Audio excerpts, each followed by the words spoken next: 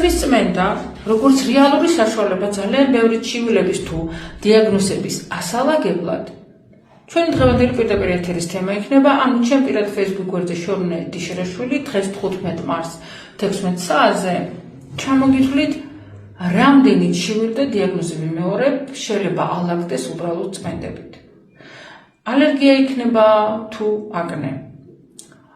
კანსა სხვა პრობლემები, დერმატიტები თუ ფსორიაზი, სასახსე სისტემაში პრობლემები თუ გუსწავთ და საწვრთნელებელი ჰორმონალური,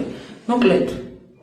ნუტრიციოლოგი, სუპლემენტოლოგი ვარ უკვე 3 წლიანი გამოცდილებით 14 ქვეყანაში მყავს მომხმარებელი, გეტყვით რომ ყველა ვერსიაში ყოველთვის წმენდით ვიწყებ და